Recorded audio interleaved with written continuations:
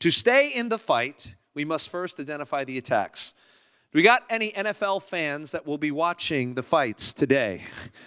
Okay, the AFC and the NFC championship games today. Now, for those of you that like sports, or maybe you don't like sports, but you may understand this, and if you don't, let me illuminate it. How do you win a football game? How do the Ravens overcome the Chiefs or the Lions overcome the Niners? Those are my picks, just giving them to you, right? How do you win a football game? Well, one of the ways you win is you study what the opponent does best. And you try to execute a game plan against that strategy. What I love about Nehemiah 4 is it helps us to identify the enemy's game plan of attack. So let's look at them in the first 3 verses. Here we go. When Sanballat heard that we were rebuilding the wall, he became angry and was greatly incensed. He ridiculed the Jews.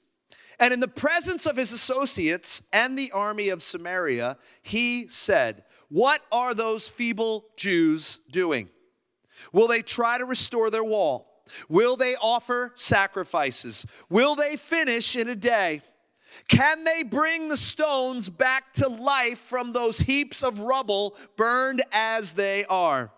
Tobiah the Ammonite, who was at his side, said, "What are they building? Even a fox climbing up on it would break down their wall of stones." What's happening here? Well, first, Sanballat, who is the governor of Samaria, just north of Jerusalem, he was a constant thorn in the side of Nehemiah. As we go through this series, you're going to hear his name come up over and over. It's never in a good context. He's always opposing the work of Nehemiah. And he's probably worried, as the governor of Samaria, that rebuilding Jerusalem would result in a loss of revenue or be a political threat to him in Samaria. He wanted power, and he didn't want anyone to mess with his power or his revenue source. As well, Tobiah, we'll call him Sanballat's evil sidekick, right? Like the little guy who's not so tough, but he like kind of stands behind the big guy and goes, "Yeah, get him, man." That's Sanballat. But here's what's interesting. His name means the Lord is good. However, he didn't live up to that name, and as you'll see going forward, he's probably a non-believer that married into a believing family. And so be careful the kind of relationships that you form with non-believers that you allow inside to your life, because once they're inside, they can become a thorn to your side. Tobiah and Sanballat. And you know, here's what they remind us of. They remind us that God uses people, and so does the enemy. The enemy is interested in your growth and in your promotion, and the enemy will do whatever he can to use people and raise up people to stop the work that God wants to do in your life. Now, their attack, that is Sanballat and Tobiah's attack, was one of words. It was vicious mocking and intimidation in the presence of a company of others, including Samaria's army. And later on, you'll see that there was an army of Philistines that came and joined, right? Whenever there's a mob of people that are going to oppose something, it can be attractive to others that aren't so happy with the work that is going on for the Lord. And that's what we see in this text. In a moment, I'll talk about how to overcome these attacks, but for the next few moments, let's talk about the kinds of attacks we can expect to face in 2024. Number one, here's what we see from this text. There was an attack on the heritage of the people. Attack on their heritage. Verse 2, Sanballat asks, "What are those feeble Jews doing?" Direct attack and insult of their person, of their race, and their perceived lack of physical strength. You know, we heard a lot about racism in our day, and it is a real thing. And sometimes we wonder, is it just new to our day? Absolutely not. Attacks on a person's race and their physical deficiencies or their perceived deficiencies is nothing new. And as believers, I want to just remind you that we can expect these kinds of attacks in our lives as we say yes to the call of God on our lives. Second, there was an attack on vision. Besides heritage, there was an attack on vision. Look at what they asked. They asked the question, this is Sanballat. He says, will they restore their wall? Will they finish in a day? And then Tobiah adds, even a fox standing on it would knock it down. You see, one of the best tactics of the enemy against God's people is to try to discourage the vision during the building stage. He does this by trying to get our eyes off of what God has called us to do and try to put them on the potential problems and pitfalls of attempting to do something great.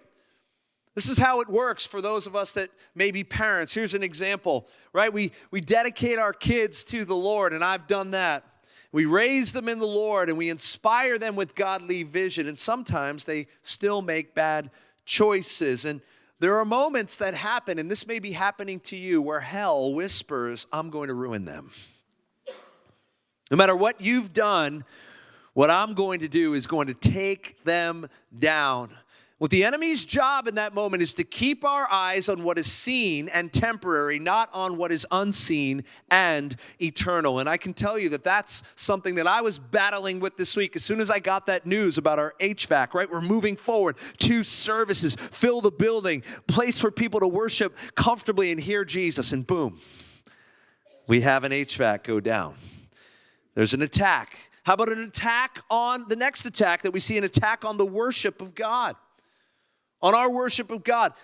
Tobiah asks, or Sanballat asks, will they offer sacrifices? You see, when you begin to regularly attend church, and I'm really talking maybe to those that are new to our church, you begin to read the Bible, you begin to personally pray and give and serve, I want to remind you that you can expect opposition to your life. In fact, this one leader that I was listening to talk spoke of, and a mentor that spoke to him, he said the only way to not be attacked is if you follow Jesus. The only way to not be attacked if you follow Jesus is to say nothing, do nothing, and have nothing. You could certainly expect non-believers to mock you. You know, we do reels in our church on Instagram and Facebook, and last week, our tech team, they do a great job. They put up a reel of Pastor Susan, and it generated a lot of views. There was a few thousand people that actually watched the reel. Isn't that exciting? When we see that happen, that means that there are people from outside of our community watching what God is doing. We want to encourage you to use those platforms, to share them, to subscribe to them. Why? So that we can get big? No, so that Jesus can be famous in our city. Amen, so that Jesus' name can go out. So my wife did this reel, and then there were some online trolls that started posting comments to her reel and making fun of her. My wife, right? And so you know what happened in that moment, right? I wanted to hit the reply button and reply. Brave people, right? Writing from their computers, mocking, really brave. But I didn't reply. Friends, here's the deal. The world may respect that you have faith, but as soon as you begin to talk exclusively about one faith delivered to all the saints, you can expect attack. You can expect intolerance. In fact, on the cross, they mocked Jesus' trust in God. They said he trusts in God. Let God deliver him if he desires him, for he said, I am the Son of God, mocking him.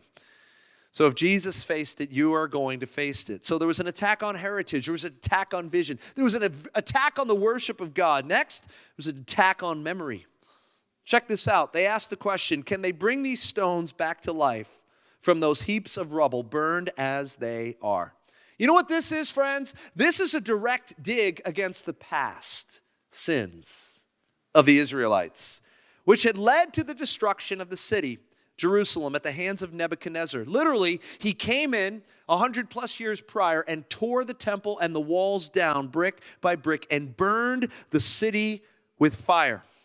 And so they're saying, can they bring the rubble, the stones that have been burned, by the way, remember that, guys? Back to life. We call this digging up dirt.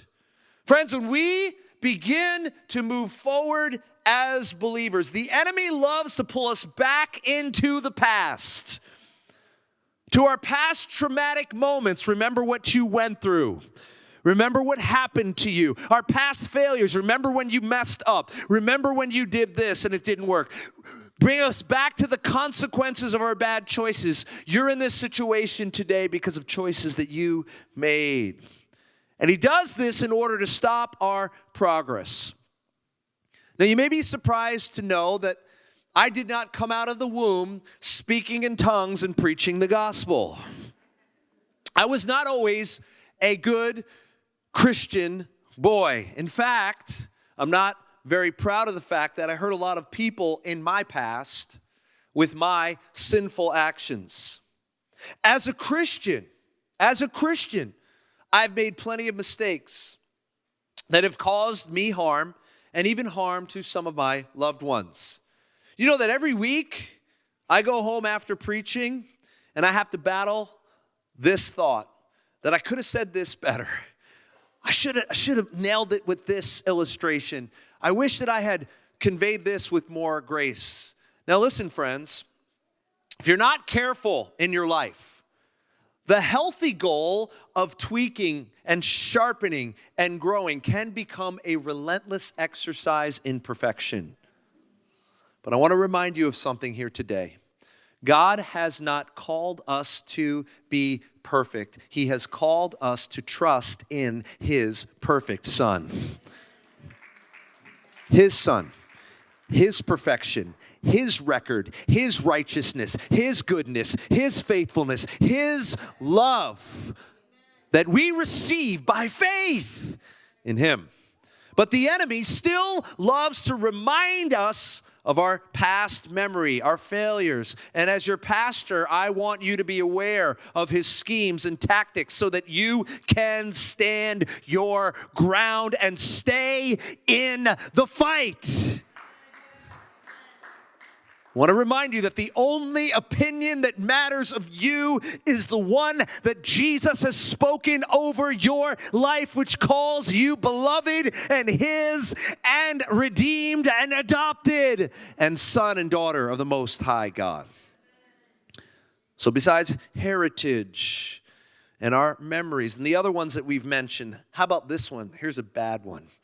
An attack on our loved ones. Meanwhile, verse 10, the people in Judah said, the strength of the laborers is giving out, and there's so much rubble that we cannot rebuild the wall. Then the Jews who lived near them came and told us 10 times over, wherever you turn, they will attack us. Speaking of the armies surrounding on just the outside of the wall. See, Nehemiah is trying to get the building project off the ground, just trying to do what God has called him to do, just trying to be obedient and faithful to the vision. And now the people that he is responsible to lead and protect and serve are under attack along with him. You see, all the opposition is taking a toll on the people of Judah as they are under fire and they are experiencing burnout in their lives. And this kind of attack, an attack on loved ones, may be the most difficult of the attacks that we face as Christians because it is a given and it cuts deeply. Remember what the prophet told Mary, a sword will pierce your own soul too. One of my mentors used to say it like this: if the enemy can't stop you, he'll go after your spouse and your kids. You know, my wife Susan has faced multiple personal attacks in the last 14 years. Attacks on her mind and heart and body. My kids have been a target of the enemy. I don't know if you remember a few years ago, there was a bomb underground in Times Square. And it was actually in the area where my daughter would walk by every single day on her way to Beacon High School. The Lord protected her that day. On that very day, literally almost the very time she would have been walking through there. My kids have faced attacks. In recent years, many of our staff, our pastors, you know the story of some of our pastors that have faced attack, sickness, deep levels of discouragement, wondering about vision, financial challenges, and fatigue. And listen, these are some of the best Christian generals and captains and leaders that I know. And so like a parent, when they hurt, I hurt with them. Right now, someone that you love very much may be under attack. Right now, the enemy may be attacking your memory, trying to remind you of your past dirt. Right now, it may be that your heritage or your vision or the very worship of God is under attack. And you may be wondering, is there anything I can do? Well, I have good news for you today. I want to remind you that when God is in the fight, you can stay in the fight. Paul Little, who is a Christian apologist that is now with the Lord, he said this, that there's nothing that passes into your life that is not first passed through the hands of God. Romans 8:28, Paul says this, and we know that in all things, come on church, in all things, God works for the good of those who love him, who have been called according to his purpose.